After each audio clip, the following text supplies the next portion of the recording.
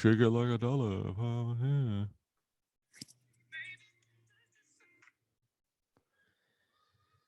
Are you getting your song? Yeah, hold on. I couldn't even hear it, luckily for you. Streaming live on YouTube. Here we are. Oh, it's a tight shirt. Cease and assist, man. Dang. There it is. It's so sad. I loved how big suits used to be. I'm looking at Andrew's. Hey, I'll be right back. Go do what you need to do, man. I just want to stare at this draft board.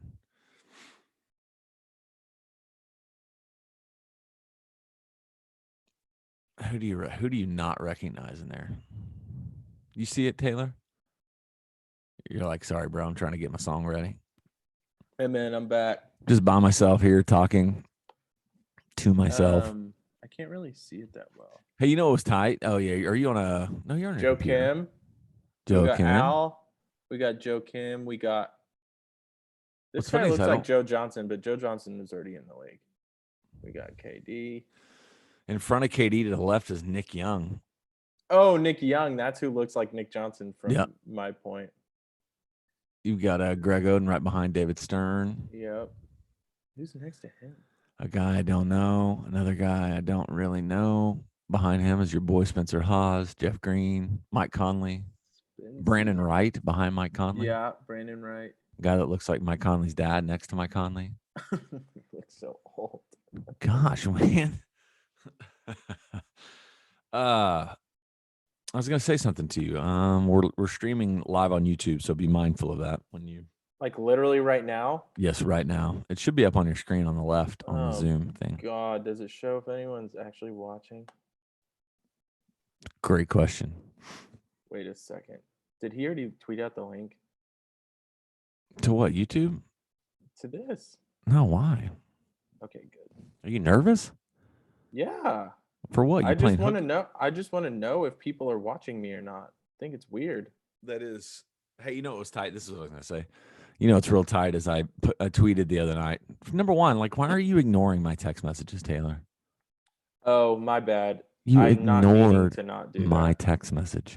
Anyway, but I tweeted out the other day, like, hey, is New Zealand taking on any new immigrants? You know, haha, joke, nudge, nudge. I'm thinking about joining, moving to New Zealand. And dude, I had 5 different people from our podcast that all live in New Zealand that were just like responding to me and talking about. Anyway, I was just like, what'd they say? Nice things or mean things? Oh, all nice things. Like, you know, it kind of depends on how you feel about Steven Adams. And one of them was like, I can't remember. I'll look at it. But it was just really, really funny because I was like, man, I forgot that I just want to move to New Zealand, truthfully.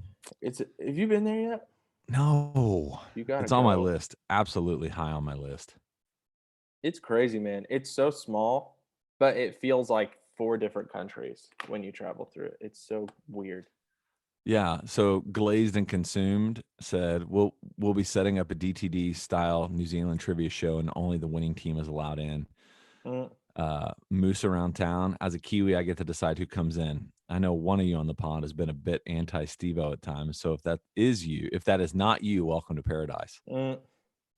And then this guy named Toddy Skiv said, you can come if you bring all the OKC merch. Too hard to get it all the way down here. They're so nice.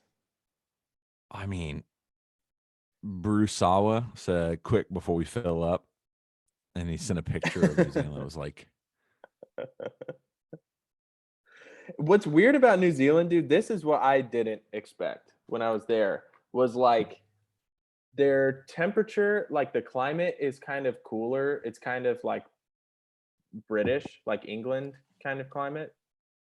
But the plants are very tropical. Like there's like dinosaur plants and shit because it's so old and has been like YouTube. Not touched. Oh, sorry. I always forget that. Have you tweeted out a link? Oh, you're muted, Andrew. Doing it right now. You can also change your name if you'd like to, Andrew, by clicking on the little ellipsis on the top right of your screen, so you can actually be slammed through. Slam throw. But yeah, it's like kind of tropical, Jay. And then there's like ice kingdoms in the southern island. It's the weirdest place. And there's deserts in the middle of the northern island. So where were you? Were you in Wellington? Mm-hmm. Which is where? The very southern tip of the North Island. So Okay. it's like the port. It's the port between. And is that where Steve is? Yeah. Okay. It's the capital. Is it technically the capital, or is? I don't know. Their prime minister is like the coolest. I know. You're thinking real hard on whether or not it's capital, or you just got lost. I'm trying to remember the. I'm trying to remember the other big city in New Zealand. I suggest we start and just maybe we start with the draft and then work our way back to the book and see if we can get Luke to join. Yeah, see if we get him for the book part. Sounds good. The book's good, man. I finally to where I stopped reading and now I'm caught back. Like I'm reading it in real time with us. Mm-hmm. So good. It is super good. Okay, let me make sure we're recording.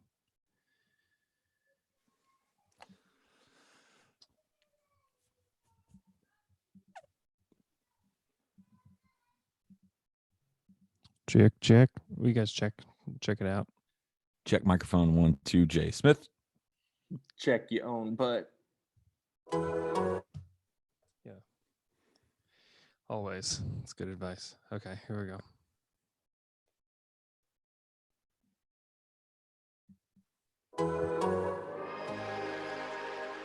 I'm Deontay Burton, and I'm down to dunk. I'm Hamidou Diallo. Hey, I'm Danilo Gallinari. I'm Chris Paul, and I'm down to dunk. I'm Lou Dort, and I'm down to Dort. What's Dort? I'm not gonna lie, I don't know what that was. In English, bro. I'm Darius Baisley, and I'm down to dunk. I'm Shea Gilgeous-Alexander. I'm Steven Adams. I'm Andre Robertson, and I'm down to dunk. On you.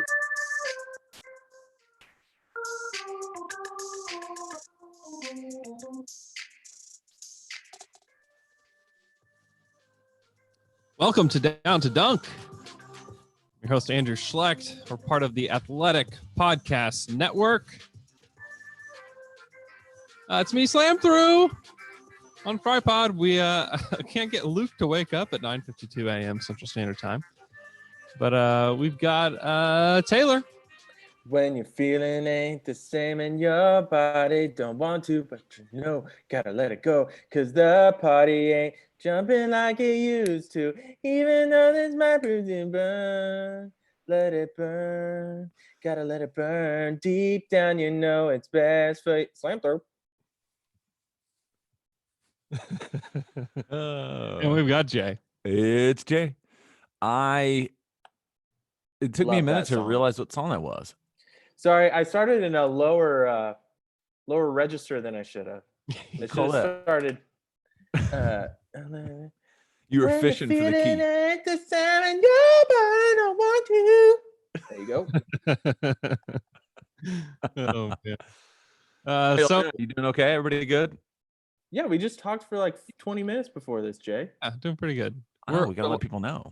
We're live on YouTube, so if you once subscribed to our YouTube channel before, you can go check that out even afterwards. And we're going to try to do these live going forward because it's just kind of fun that way.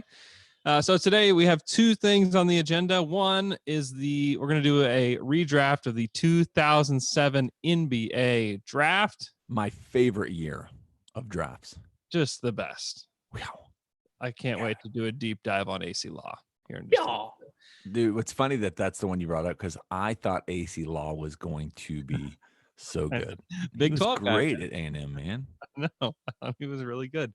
And then we are going to go over the next two chapters in Boomtown. So if you are reading along with us, we'll cover those chapters. If you're not reading along with us yet, there's still time. There's still not really that much to read to catch up. So if you want to go check out the book, Boomtown by Sam Anderson, you can get it for $5 on Kindle, which can also just be on your phone. So, but okay, let's go into this draft. Let's first talk a little bit about the lottery and who was supposed to be picking where, because we're at a point right now where we don't know what teams are going to be picking where for the upcoming draft, and things can change drastically like they did for this draft. the first pick, if everything just stayed like it was supposed to go to Memphis. They had the worst record that season, 22-60. The number 2 pick was supposed to go to the Boston Celtics, who were 24-58. Both those teams picked 4 and 5 in a draft, mind you, that people are thinking is a generational type draft. I mean, heading into this, and Greg Oden is without a doubt the guy. I mean, I listened to a ton of draft coverage from that, like watched YouTube videos and read a lot about it. And there was very, very little that didn't say Greg Oden's the guy. It's really easy in hindsight to just bash that pick. But if you were a college, which I was still, this was before obviously the Thunder were here. And so I was still a college basketball fan. The national championship game was Greg Oden and Ohio State, Greg Oden and Mike Conley versus the second year of the Florida Gators, which is Billy Donovan, Joakim Noah, Al Horford, and Corey Brewer. And so it was this huge matchup because Greg Oden was like all year, people were like, this dude is the best in the league. And he absolutely killed in that finals game. They lost to Florida, but Greg Oden was incredible. And people were like, well, that's it. That makes sure, like, guarantees that he's going to go first because he was that good in that finals. That whole tournament, he was fantastic, man. He's an unbelievable talent. If he was able to stay healthy, really was the question with Oden. And he just could not. Like every big man, yeah. Right. But the Portland Trailblazers were set to get the 7th pick in the draft, and they jumped up to 1. And Brandon Roy was representing them at the draft lottery. And all they did was talk to him about what it would be like to play with a big man like Greg Oden, which is just funny. And then that's some foreshadowing to have Brandon Roy up there picking, huh? I know. It really was. I mean, talk about, so Portland, like, to be able to pivot the way Portland did after having some pretty severe bad luck. Greg Oden's injuries, Brandon Roy's injuries, but then to be able to hit on Dame, Dame was still highly lauded, but Dame was also, wasn't he like a 4th? Didn't he go 4 years in college, or he was old when he came out? Junior, I think. Yeah. And so, he was like pick in the draft. So, I mean, no one thought he was going to be that. Yeah. And so, but just be able to hit on him, and then CJ, obviously, I think people were high on him, but it's a similar kind of situation that Dame was. Like, for them to stay relevant in the midst of having these kind of bad picks, not to mention LaMarcus Aldridge, in the midst of that thing too. So good job, Portland. Good job. Yeah. It's crazy that they've stayed alive as long as they have until this season when they have Melo and Hassan Whiteside down low. And now they're probably crazy though. If the NBA season does come back, like Nurkic will be like, that's what's so crazy is all of these injuries. Like, I know it's still a big if in a lot of ways, but there's so many of these injured guys that are going to get 6 to 8 weeks of extra recovery, maybe more. Yeah. To where all of a sudden Klay Thompson. You have to weigh that. You have to weigh that against a little bit guys getting out of game shape and right. Yeah, and who knows? Like, we may not even have a basketball season, which I don't want to think about that, but it's just real. It's like there's going to be a whole bunch of guys that weren't ready to play that'll be ready to play if it comes back in July or June. Which would be I'm not trying to dwell on this, but you want to talk about something that would be incredible is if what used to be the dog days of summer was just filled with NBA playoffs and basketball, and be amazing. Free agency is in the fall, and then the draft, I don't know how, I don't even know how, anyway, I don't know how you do most Won't of happen until we have a vaccine. Sorry. Maybe not in front of fans, but it could definitely happen like on a basketball court. Yeah. You think so? Oh yeah. I mean, as soon as a player, I know who was talking about this, but basically as soon as there's a player that tests positive, though, even if you keep it in the bubble, it's over. Again. I mean, there's a lot of layers to this, but it's not part of our podcast nor part of the 2007 You brought it up. draft. You brought it up. I had to dump on it. So anyways, the draft lottery night was pretty wild because the teams that thought they were going to be picking at the top of this draft were not. I mean, the Grizzlies and the Celtics all season, kind of like the Warriors right now, We're sitting there dreaming of, oh, we're going to get the number 1 or number 2 pick. This is going to be great. You get one of those two guys, you're set. And then Boston falls and Memphis falls. But, I mean, if you remember, the Boston Celtics falling gave way to their big 3 and a championship. So you have to. Wow. It's pretty crazy. So let's go into the draft. We're just going to go one by one. So here's my question. Are we picking for that team? Like, not that we need to know like the details of what that team really was, but No, we're just going to go through and just pick just the players, Talent. best player available. and how far are we going? We can go All through 60. Because this draft gets real wild pretty quick. Yeah, after like 4 picks, it gets pretty weird. So, no, I think that we can do As many as we can. Let's just do Just it until go- we start let's forgetting do who like players maybe are. 20 picks or something like that. Oh gosh. Right? Okay, we can All do right, that. Oh let's yeah, do it. there's 20 players in this for sure. Yeah, there's 20 guys that play basketball on this list. Oh, So let's go Jay, Taylor, me. So we'll start. Yeah, perfect. First pick, Kevin Durant. Awesome. Out of University of Texas. Fantastic. Sounds wonderful. you want to Yeah. go ahead and He's going to play his whole career in Portland. He'll stay in Portland. the Oh whole my time. God. Don't worry, Blazers fans. He's not going to look for greener pastures. He Nope. wouldn't do that. I went and No gave matter who you lose to in the Western Conference Finals. right. Yeah, it won't matter. So I put these guys in tiers, and he's the only tier 1 player, which is pretty crazy because after this draft was over and even years beyond, it was like, okay, this draft is just, it has so many franchise changing players in it. And it just turned out that there was only one. Yeah, people thought, I mean, all 3 of those Florida players, people thought, and they were all good-ish, but people definitely thought all 3 of them were going to be franchise-altering players. Oh, yeah. Oh, yeah. Tayshaun, number 2. This is the number 2 pick in this is way more interesting than you would think it would be. it is, and that's because the number 2 pick in this is Marc Gasol. Who Yeah. was the 48th pick overall in the second round. Yep. It's that is so crazy, man. Like It's I'm even- looking at all their VORPs and win shares and stuff over their careers, how many games, points, whatever. And he's just what a huge miss by everyone. Well, and think about this. So the Lakers drafted him 48th overall, and the reason the Lakers had that second run of championships is because of that draft pick. Marc Gasol was at the center of that that trade between Memphis and LA.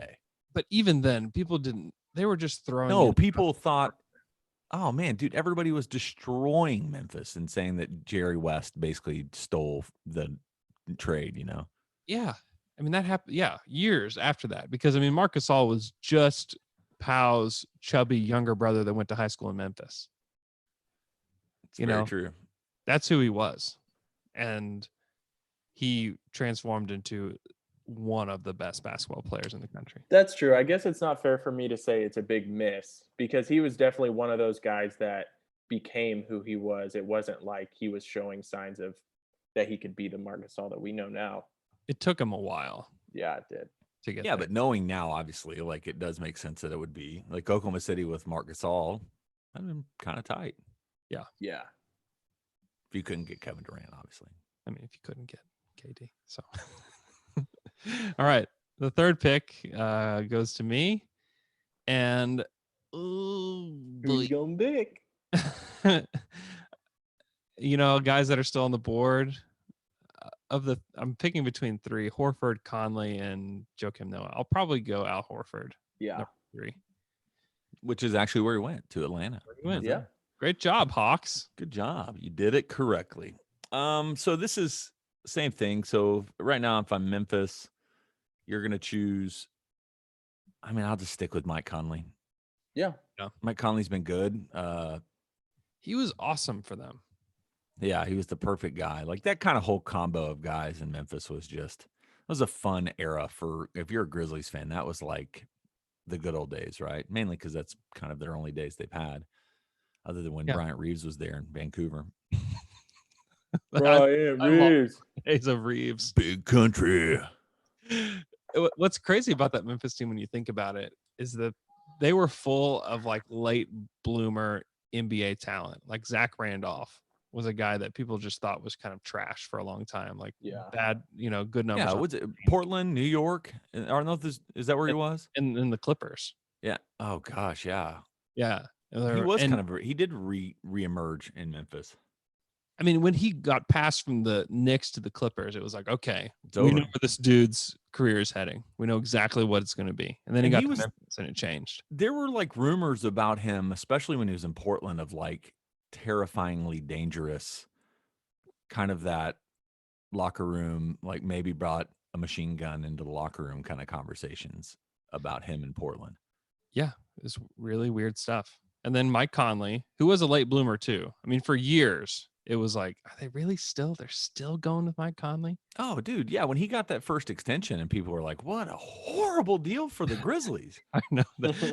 They took Hashim the Beat in the draft when they could have had like Tyreek Evans or Steph Curry or any of these other guys because they believed in Mike Conley.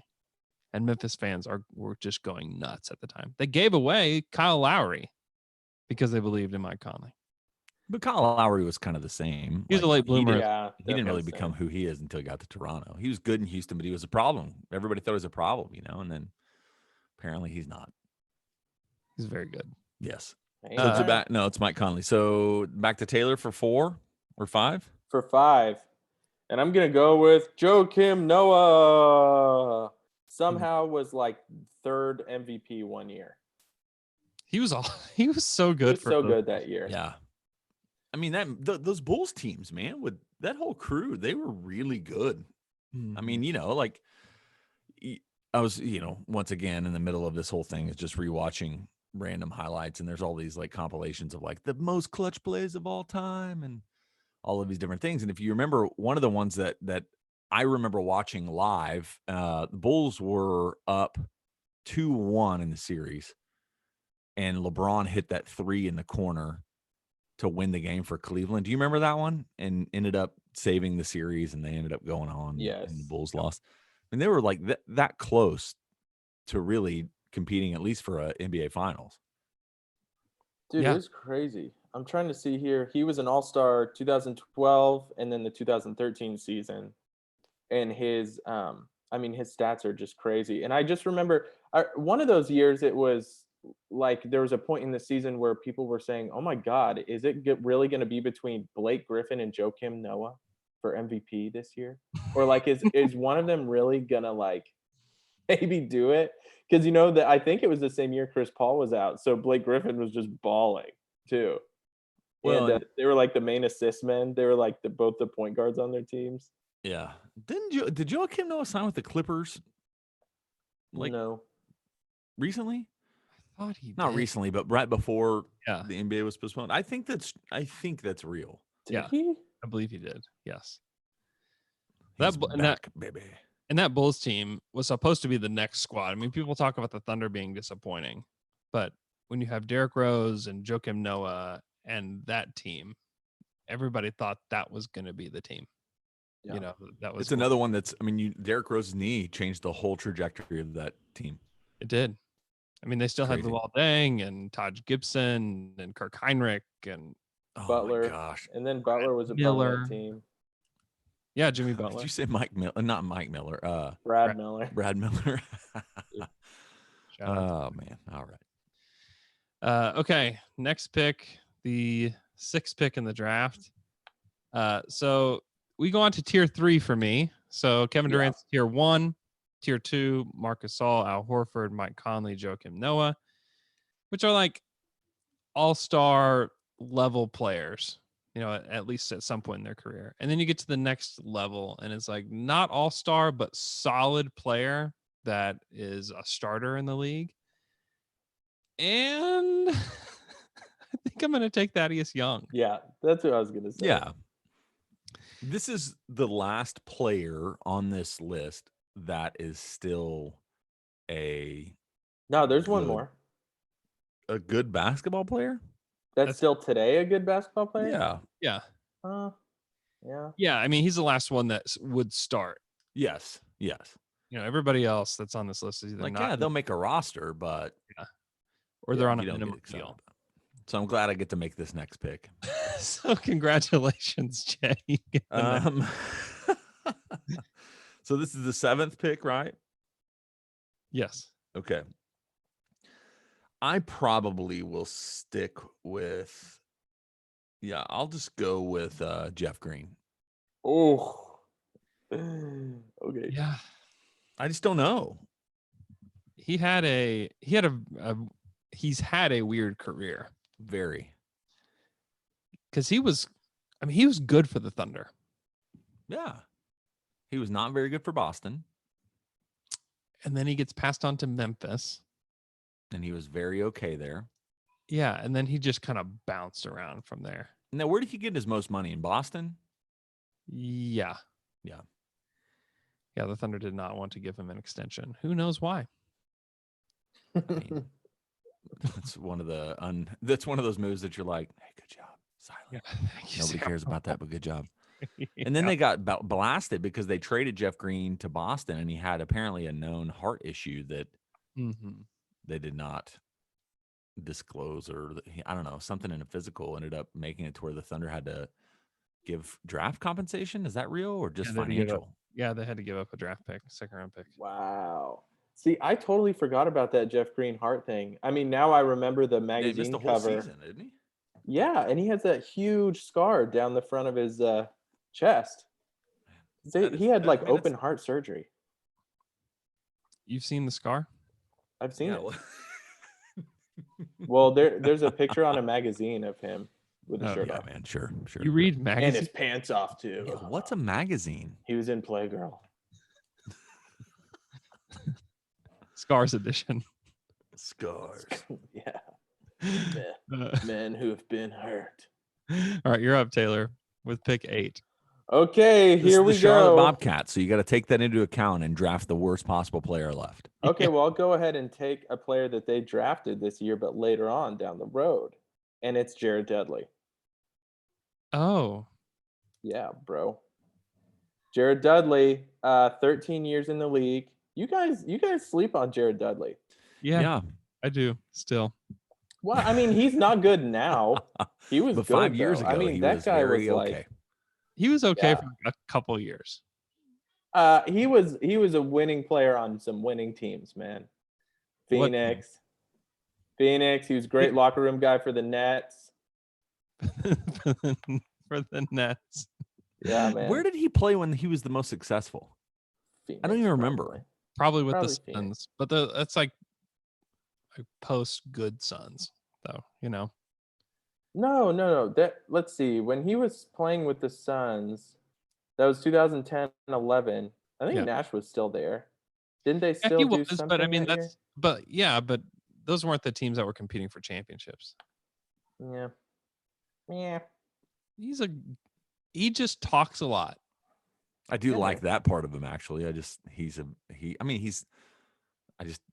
don't know. But there's nobody else that gets me fired up from the rest of this list, to be honest with you. Now it just goes kind of crazy. I mean, there's a couple in the same spot, but Yeah. So let's see who's next. Andrew with the 9th pick, the Chicago Bulls select. Wilson Chandler. yeah. No. The dude could fill it up. When he was in New York, he was on my fantasy team. The dude just blew up. He was like 30 points a night for like 3 straight weeks. Like he could really score. Turns out he was not a winning basketball player, known loser, Wilson Chandler. But the dude could really score. He's one of those guys that, how many years did we go, man, if the Thunder could get Wilson Chandler? It was probably 5 years. It was always these Nugget players, which is so funny because the Thunder always beat the Nuggets. Yeah. And we're like, we just want their players, though. Like, and another guy from this draft on that Nuggets team that the Thunder always wanted is Aaron Aflalo, which he's not next for me, but I mean, this is where it gets real wild, y'all. Dude, speaking of Aaron Aflalo, do you remember when we were playing Denver and all the Denver people were like, just wait until Aaron Aflalo comes back. You guys are screwed. Even that's the some of guy. Even some of the Oklahoma Even some of the Oklahoma writers were writing that, like, man, the Thunder are really lucky that Aaron Aflalo's not playing. I'm like, That is hilarious. okay. And then he came back and the Thunder just trounced them with Aaron Aflalo. Dude, it a was great so vindicating weird that everyone felt that way about Aaron Aflalo. Why did they feel that way? I mean, he was good. Let's see if he goes here. Jay, you taking him? Yeah, I No, mean, he actually, was 15 points per game. I mean, he was a good player. And then in Orlando, he had that weird year in Orlando in 13-14 where he was 18 points per game, 3 assists, 3 boards, shooting 42% from 3, almost 46% from the field. And I know he's a good defensive player too, but it just seems so like overrated the whole time. He was overrated that's and part then of he it. was underrated. He's more guilty, or he's more caught up in the fact that he's like all of that weight was put on him, and it was just like that's probably a little bit much. So this is where it gets real unknown to me, and so I erred on the side of who like still is on an NBA team. Mm-hmm. It seems like a pretty safe thing to do. Longevity. And so I'm going to go with and still playing so I'm going to go with Marco Bellinelli. Yeah. So that goes to Sacramento. That's a good pick. Didn't he play in Sacramento? Yeah. Yes. He was a part of the deal where I can't remember who they traded, but they traded players away with draft picks so they could have the chance to bring in Rondo and Bellinelli in free agency. Yeah. Yes. I remember that one. Jeez. They were so desperate to put something around Boogie, man. So desperate. Yeah, it's really bad. Yeah, Bellinelli is the last of my tier 3 players. And then tier 4 is all the rest of the guys. Yep. Some of these guys had like good careers. They just didn't have long careers. Yeah, let's see. Yeah, I guess you're right. I mean, there's one here that's on the line for me. And we'll see when he goes. Well, I can't wait to hear who that is, Taylor. You're up with the 11th pick, the Atlanta Hawks. With the 11th pick, the Atlanta Hawks will choose Nick Swaggy P. Young. He's on the line for you? He's on the line, baby. He's been in the NBA for like 3 years. In the league for 12 years. Career 37% shooter from 3, 83% from the line. Oh, man. He's got a career VORP. It's the most Taylor pick that we could have possibly done. He's got a career VORP of negative 0.8. So good. Dude, this man could ball. Y'all remember him and JaVale on that Wizards team with John Wall? And they would just do the stupidest crap. But Nick Young had some spicy plays. Nick Young's a spicy player. That's why he's getting picked right here. He is a very spicy player. Speaking of guys who reinvented themselves, really, really surprised that JaVale McGee has become such a good rotation player. Because those Wizards teams were so laughable in large part because of JaVale McGee. When you're a role player, it's all about situation. Yeah. Just recognizing that more and more of like, man, it makes sense why players don't want to go to certain teams. Yeah. I mean, no doubt. There's no doubt. I mean, had JaVale McGee played for like the Bulls and the Magic, he would be out of the league. Yep. I mean, he was close to that anyway before Golden State picked him back up. Yeah, no doubt. No doubt. All right, with the 12th pick, the Philadelphia 76ers select Thiago Splitter. Oh, no. Wow. Is there center on a championship level team? That's more the team than him. He was like he was good for 1 year. He was legitimately good for that year, though. And not the same cannot be said for many guys left on this. Thiago Splitter. Like, who else could have started for a championship level team that's left? I mean, we still haven't even chosen Aaron Aflalo. That's true. We really haven't. I think Brandon Wright could have been on that Spurs team and been just as productive. Brandon Wright was so bad.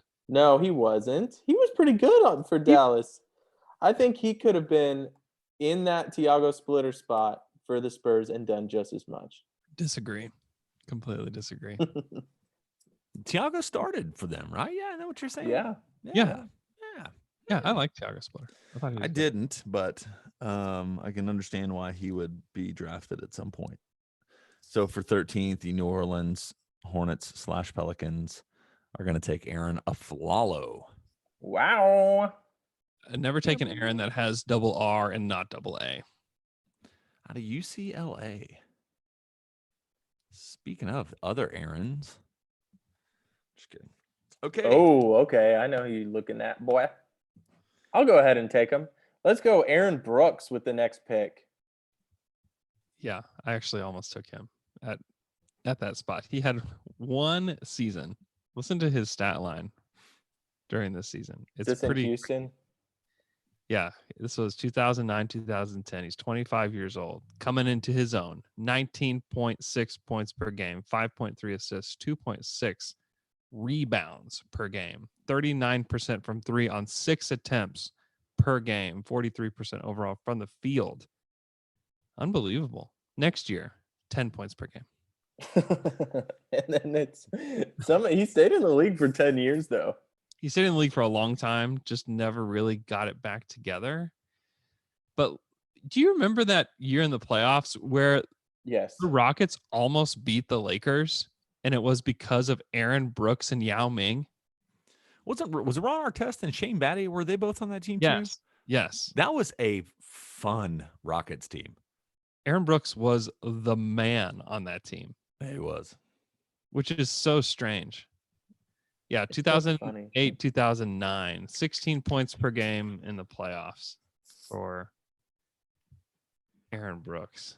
Who else? Wow. I'm gonna look at that roster real quick.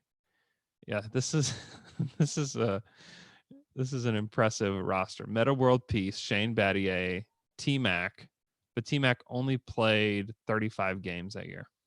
Yao Ming, Rafer Alston, Luis Scola, Aaron Brooks, Rafer Alston. Wow, what a name from the past. Holy moly. Kyle Lowry coming off the bench. Yeah.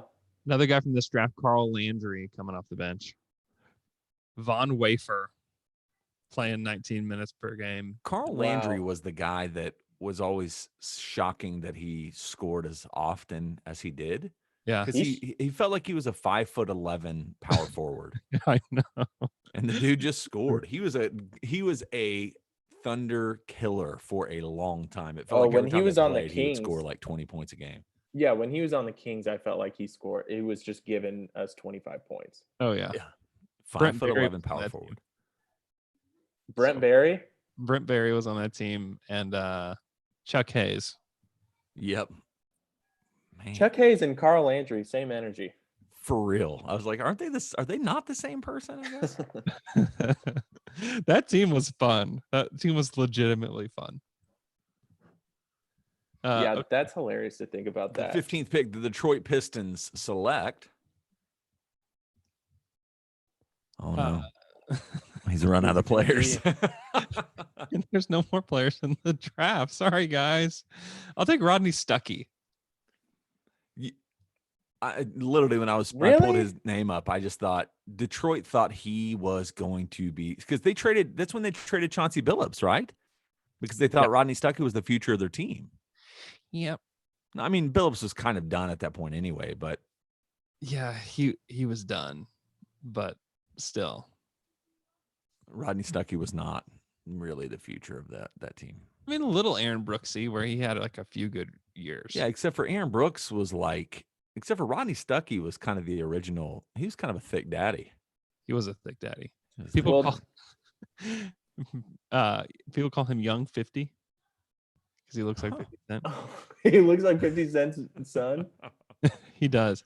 So he averaged double-digit points per game, something that Aaron Brooks never did from 2008, 2009 through 2014-15. But those Detroit teams were not good. When he was on the team with Billups and them, he was very helpful. Yeah. I'll say that. He was like microwave. He was like just scorer. He's coming off the go bench. out there and score. Yeah. And his downfall is that he could not shoot threes. He's a career 30% from three on 1.4 attempts per game. Yikes. And he scored 16 points per game without on shooting threes. twos. He was tough though. On Like he was mid-ranges tough with the He ball. was. Yeah. Yeah. He was a productive player at the time in the league where, for whatever reason, it didn't matter if you shot threes or not. It just didn't. As a guard, it didn't matter. Now you have to, but back then it didn't matter. Detroit had some lineups where their backcourt was Rodney Stuckey and Will Bynum there for a while. Yeah. Those Yes, two they little did. guys just running around with the ball, yelling at people. It was good. Good times.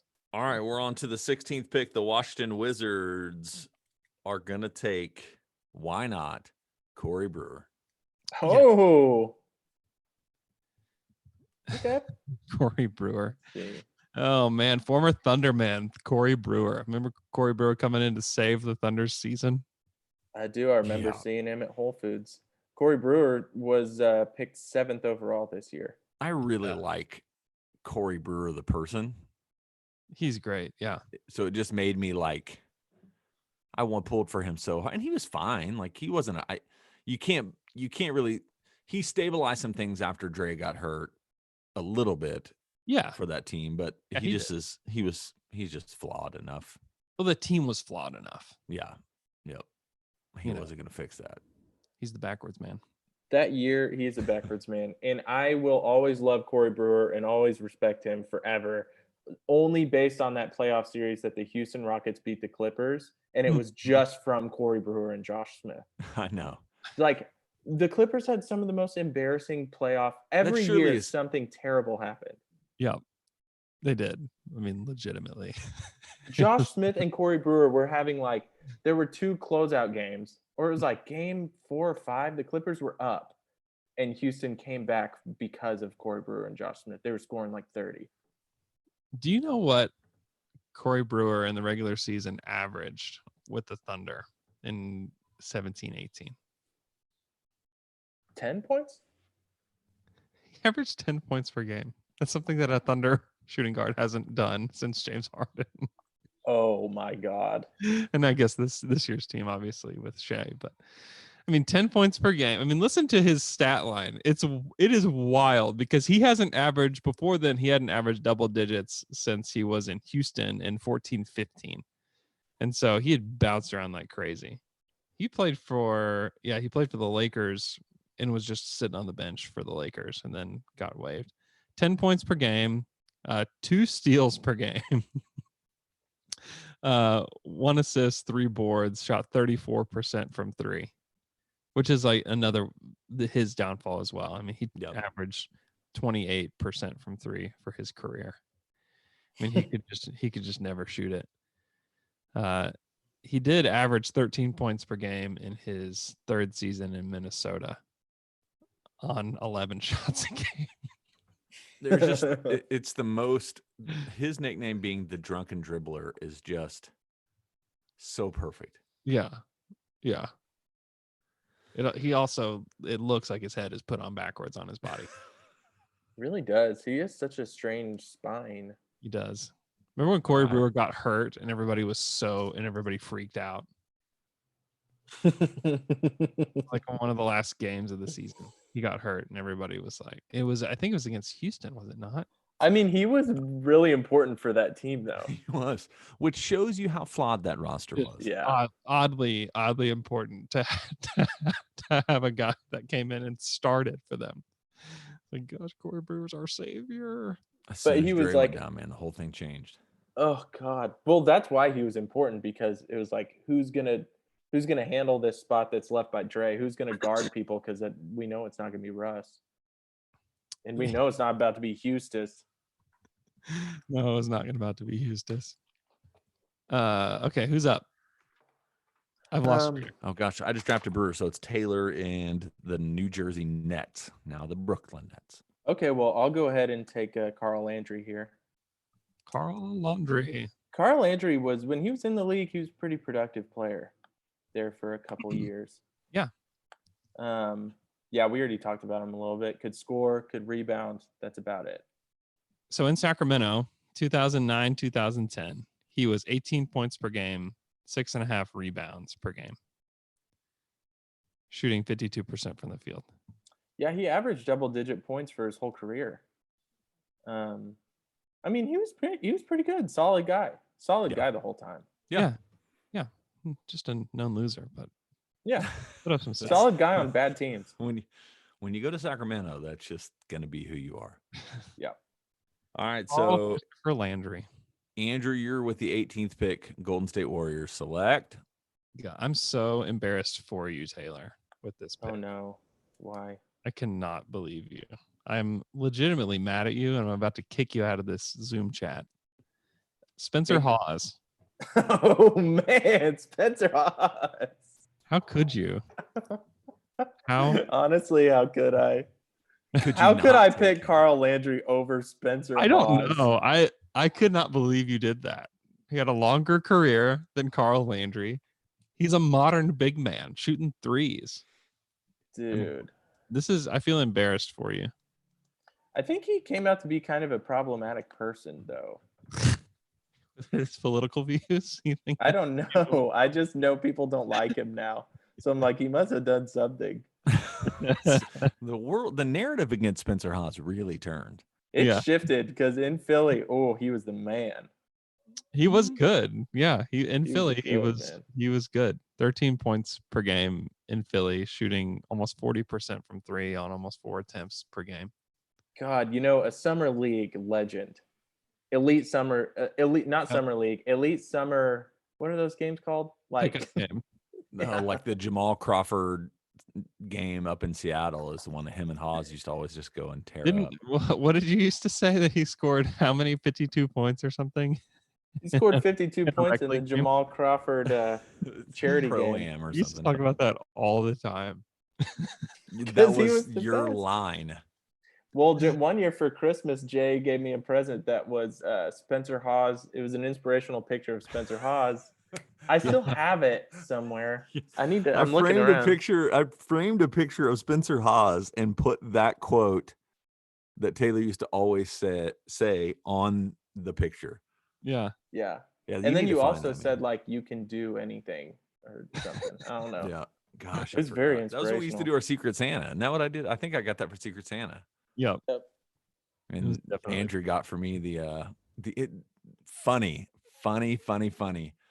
1 year for Secret Santa, Andrew Schleck gave me a Carmelo Anthony off-brand Lego piece and set because he said, because I used to tout like, man, Melo, go get Melo. Melo's discontent. And Andrew got me that. And he goes, this is the closest Carmelo Anthony will ever beat at Oklahoma City. Oh, so true. I forgot about that. Oh, it's still so wild to me. That is hilarious. It is still very weird to think about Carmelo Anthony playing in Oklahoma City. It really is. Yeah. Okay, so with the 19th pick, the Los Angeles Lakers, I am taking. I don't want any of these guys. Actually, this is going to be a surprise. Did you know Anthony Tolliver was an undrafted free agent out of this draft? Ooh, that's good. Known loser, Anthony Tolliver? Known loser, Anthony Tolliver. Okay, so which one of these guys left is not a known loser? Brandon Wright? No. Josh McBob? I've got McBob on my list. Here, let's do this guy then. That won a title. Guy that won a title. Played. Oh, you're gonna put Glenn Big Baby Davis? Yeah. Oh dude, yeah, he's in there. Here, so for He's myself, in I there. won't go Anthony Tolliver. What I'll do is just, since he just belongs there anyway, we're gonna bring Ramon Sessions back on over to the Clippers or to the Lakers. Okay. Oh man. He deserves to be there. Taylor, you got the Miami Heat's 20th pick. Okay, this is the last pick. This is it? Oh my God. There's a lot of guys going to be mad at me on here. Mm-hmm. Let's see. Guys, we're going to leave off the board. James on Curry, Oklahoma State legend. Played one game. Didn't get any minutes. Let's see. Some other guys we're going to leave off the board. I mean, who am I going to pick here? Glenn Davis or Josh McRobb? That's who's left. You have to decide. Man. And it's definitely you win or lose based on who you choose here. Yeah, Jason Smith absolutely not on this board. I hate Jason Smith. You do. You've always disliked that guy. Got God, a I hate Jason Smith. killer widow's peak. Dude, the worst annoying white guy face ever. And there was like a year. Oh, there were some bad annoying white guy faces that year. Didn't they all play on the Hornets? Hornets and Lakers, because there was that guy from Duke. What's his name? That white guy from Duke that played on the Lakers for a minute. He had such an ugly, annoying face. Anyway, I'll figure it out. Before I make this pick, I just quick correction. Chris Mim? Spencer Hawes dropped 58 points at the Jamal Crawford Pro-Am Wow. in 2013. So sorry, just wanted to clear that up. Thank you. Let's see. The pick I'm gonna take is. Oh my God. I Now you know what it's like to be a GM, Taylor. yeah. They're both so fun. I'm gonna go Big Baby. Yes, you did it. You won. You won the game. For these reasons only. Here are his nicknames on Basketball Reference: Big Baby, Large Infant, and Uno Uno. Uno. His number's 11. Oh. Does anybody call him Uno Uno or Large Infant? I wish that he still played so that we could call him Large Infant. Man, and he was. Do you remember when he went to Orlando and he was like the star of that Orlando team for a year or two? Yeah, we played alongside Dwight for a minute. 15 points per game, 7 boards, 2 assists for Big Baby in Orlando in 2012-13. 15 points per game. One of the things that if you're a Thunder fan, you remember with Glenn, Big Baby, Uno, Large Infant Davis is he was the guy, and I just once again saw this recently, but in that Clippers game on the free throw that Blake missed, Glenn, Big Baby Davis was the one that got the rebound. Yep. And because Serge didn't properly get him out of the way. So yep. It didn't. He was. I mean, he was good. He had some really good moments in the league for sure. He did. Yeah. He could box out anybody. That's why Serge couldn't get past him. Couldn't get past him. No. The man is so wide. He was the widest man. He's very wide. Wide with a D. Yeah. Yeah, he was a good player. I want to. Okay. Yeah, go ahead. We're done, but I just want to shout out Josh McRoberts for that 1 year on Charlotte. Oh yeah, when he was like good that year, and everyone's like, "Wait, is Josh McRoberts good?" And then he was like, "All right," on the Heat. Yeah, he was the secret to their success. Never averaged double-digit points. But that 1 year in Charlotte where everybody freaked out, 8 points, 4 assists, 4 boards. He was the best player on the team. It was crazy. Crazy, man. Because he Anybody was else from that draft that we missed? No. Well, some of my favorite guys that we didn't discuss. Aaron Gray. Boo. Huge Aaron Gray guy out of Pitt. Just a big guy. Sun Yu, the Asian point guard that went to the Lakers. Really, I had a lot of belief in him at the time. And then, so I had the worst picks in the draft just based on where they were selected. Yi Jianlian, who went to the Bucks. So much man. So much touting of Jianlian. Next Yao Ming. Man, Chad Ford loved him. Oh my gosh. I listened to so many Chad Ford podcasts where he talked about Yi being the next superstar of the league. Corey Brewer it was just a bad pick for the Timberwolves, and then AC Law, who just ended up being just not an NBA player. The best picks in the draft, Marc Gasol is easily the best pick in the draft, but it was almost by accident because he wasn't who he was going to be at the time. Tiago Splitter at 28, you get a starting center at 28, you're doing pretty well. Aaron Aflalo at 27 was good. And then Noah falling to 9 was almost like inexcusable. Yeah, and KD at 2.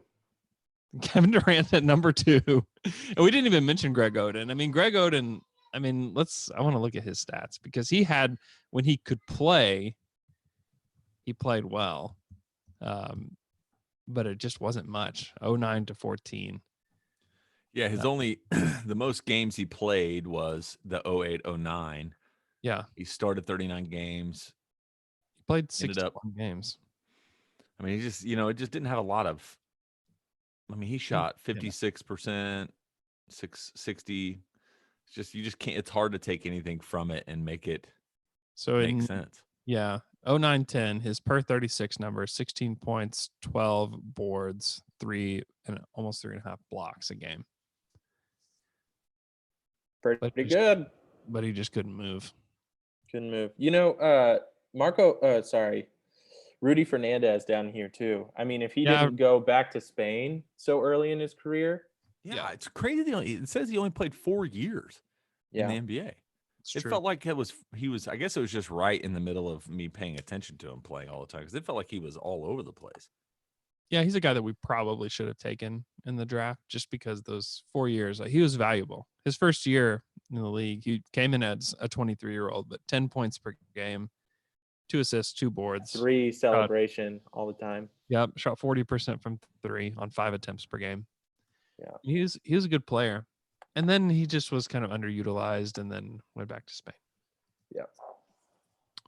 Yeah, he played for the Nuggets. You guys remember Rudy Fernandez playing for the Nuggets for 31 games? Yep. I sure don't. Man, burned into my brain. That was those Nuggets. I can't remember which one of the iterations of the Nuggets he was on, but I just remember like the Nuggets early on in the Thunder history, like that was the team it felt like we always had big games against.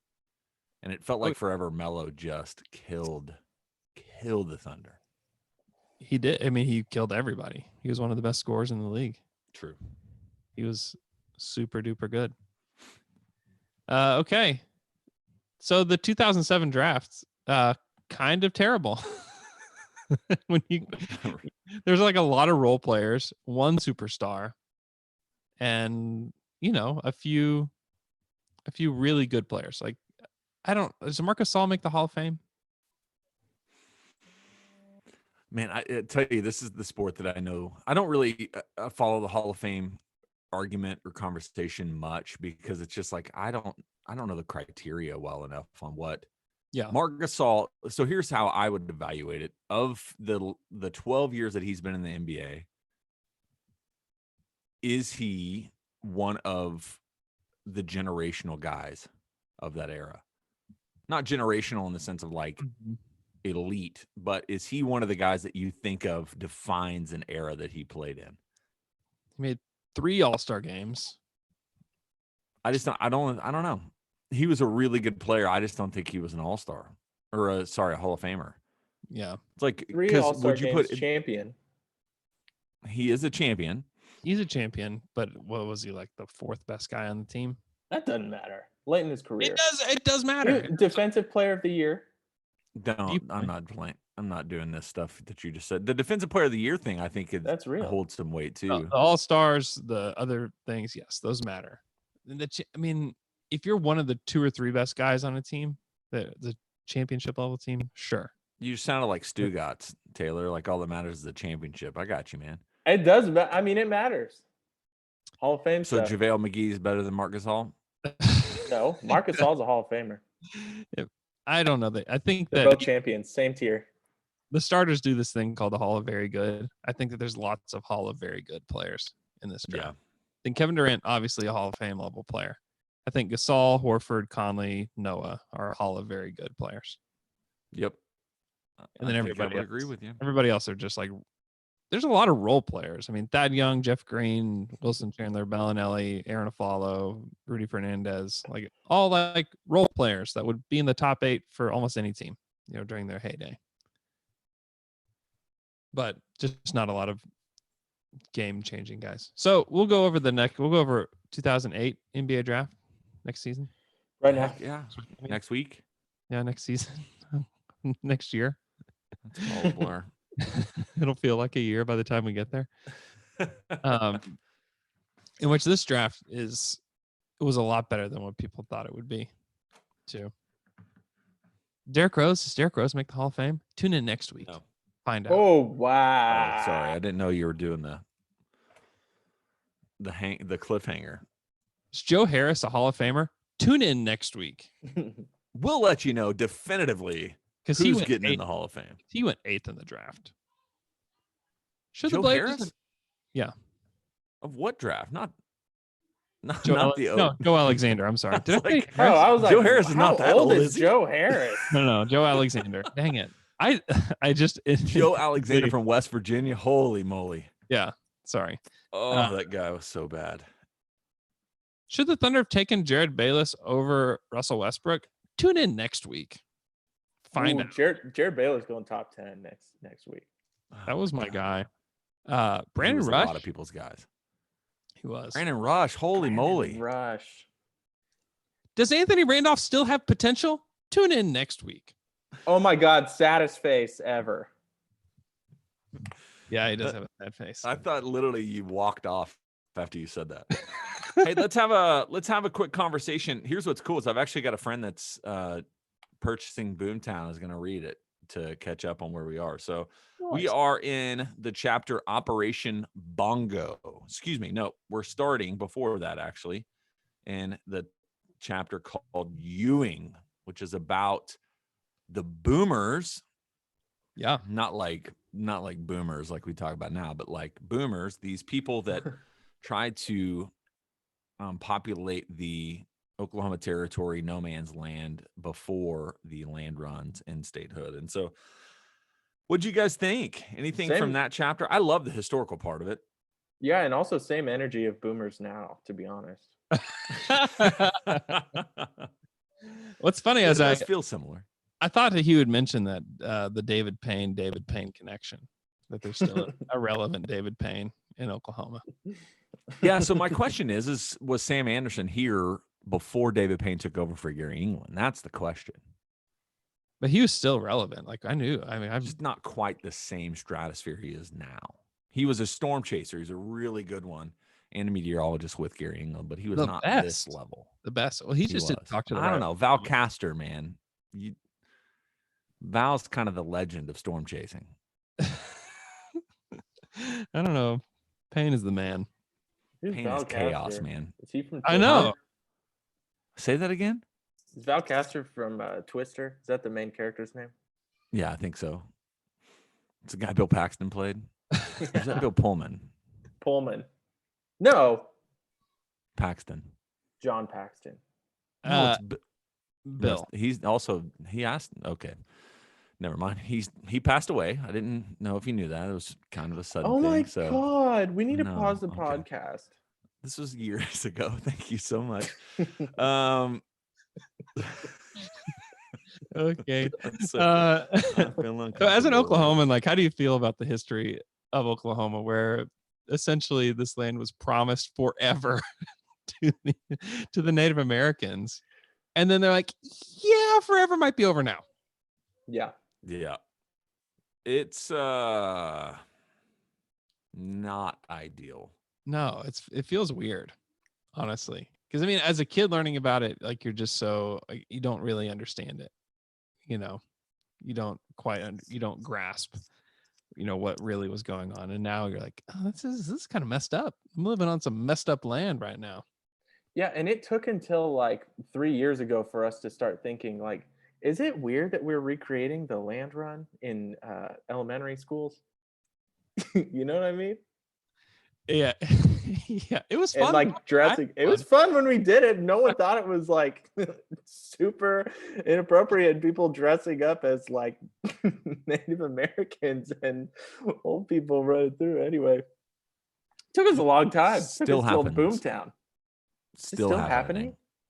They have a land run at my son's school every year. Okay. Now I don't know if they dress up like Native Americans, but it definitely still happens. Did you teach him to scream as they're doing the land run? This is my land. Yeah, I know it belongs to you, but now it's mine. I'm taking it. I mean, it is so wild.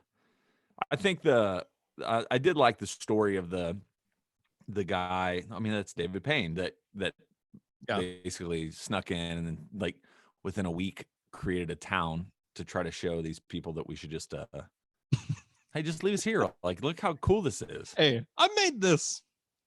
Check it out. This is the town. It snuck by. Wow. Okay, dude. This is our guy. It's just the most American thing ever. It and is. I Yeah. and I don't mean that to be like not. I think being patriotic is also just accepting the reality of your country's history and what this is, and not necessarily being proud of it, but just acknowledging it. You know what I'm saying? Yeah. Yeah, Okay. and I think That's all I'm the other saying. I'm not saying anything else. one of the hard parts about all of it as well, and Sam Anderson talks about this, is like Oklahoma really, and man, I'm going to speak out of ignorance, and I apologize if you're listening to this and you're more into the Oklahoma history than I am, but for the most part, a majority of the tribes that were here were actually, they're not native to here. Majority of them were the result of the mini trail of tears, trails of tears that went, that brought Native Americans here. It's such a wild thing to go back and to think about just how we've kind of just ignored it in some sense. And then any attempts to bring it back to the forefront of the conversation, you get labeled as like, let the past be in the past. Let the past be in the I didn't do that. I'm not responsible for them. Who cares? Like, it's like, well, we at least have to acknowledge that this is a part of who we are. Yeah. Yeah, for sure. For sure. And but like I said, I did mention this last week though. Like, there is part of me that does, I think what could be a better, more authentic part of Oklahoma would be like tying more into that part of who we are. I mean, it's our name. Like, it's the state of Oklahoma, So anyway, I love history, and there's just stuff that I'm learning about our state as well that I thought was really, really incredible. One of the important things for me also was when Payne and his crew came down out of Wichita into Oklahoma, was on April 24th, 1880, which is my birthday. 102 years Wow. before God, I was you're born. old. 102 years before I was born. No, I meant on my My actual birthday. birthday. Trying to think of anything else. I loved, not to move too much. Wait, that was the whole point you were making? Was That was that's it. your birthday? That's it. My birthday. My birthday. Whoa, it's coming up quick.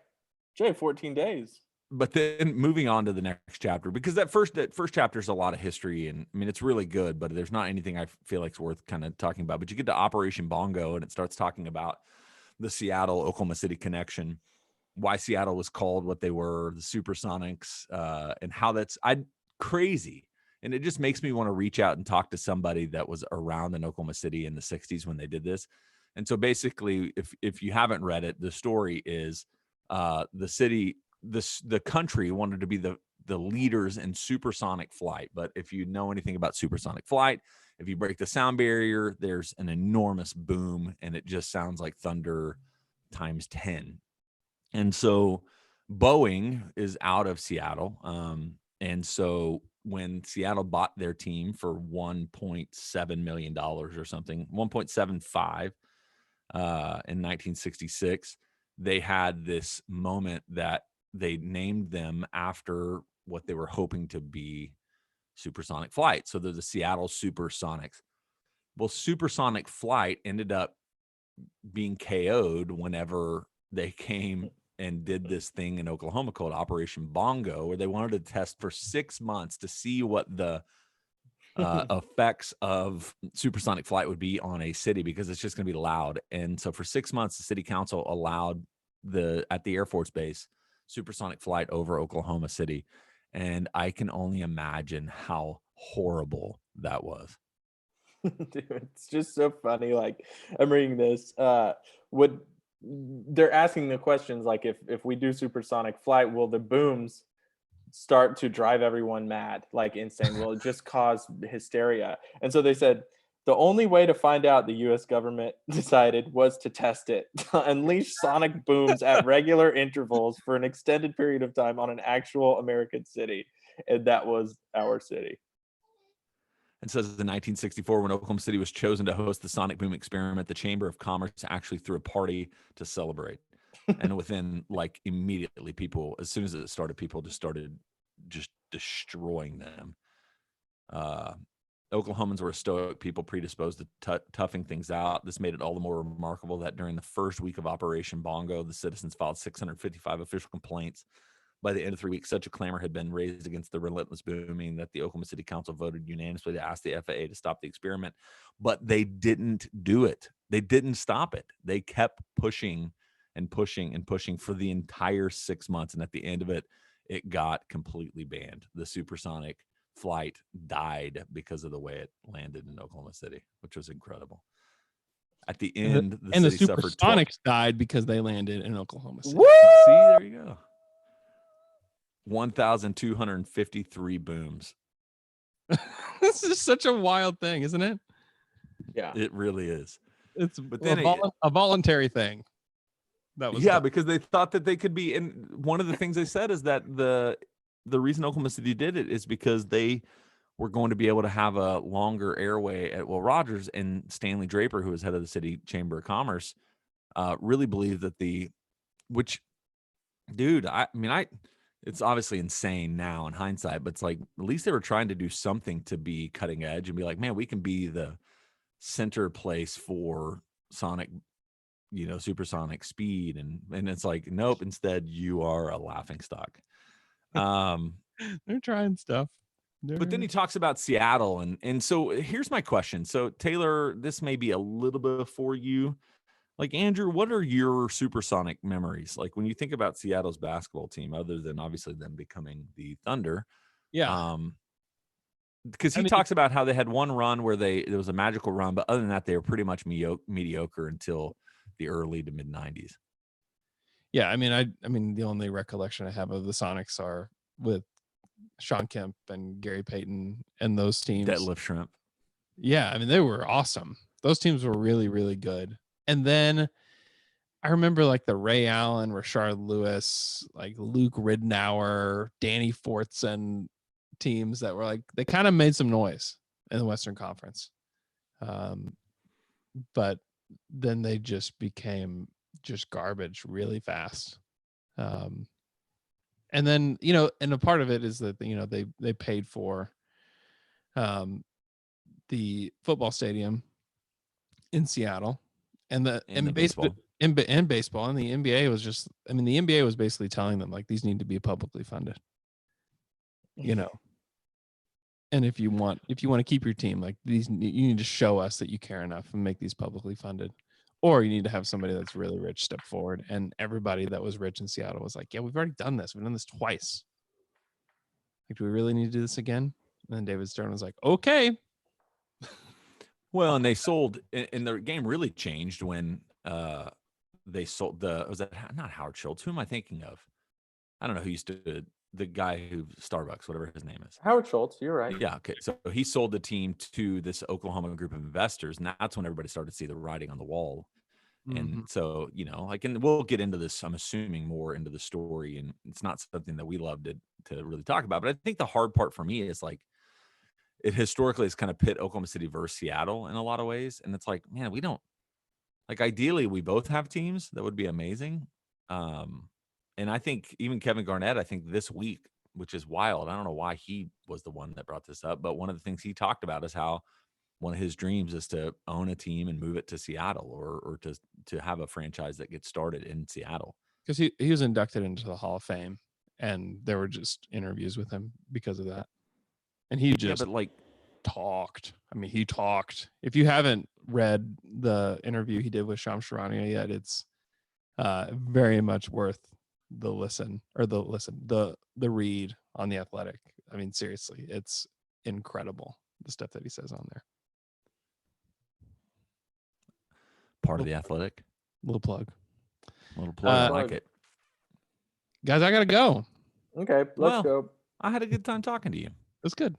Hey, good to see you all. Both y'all's moms are lottery picks in my book. Thanks for listening to our podcast. You can follow our podcast on Twitter @Down2Dunk. Make sure you give us a 5-star review on Apple Podcasts. That would mean a lot to us. Hope you guys have a great day. Look for us on YouTube. Yeah. Number 1 pick over all those, Luke's mom.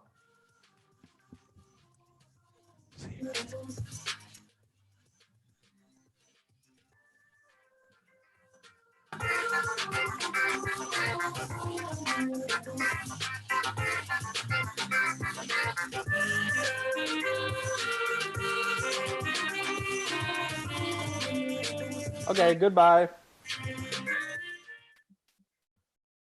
See ya.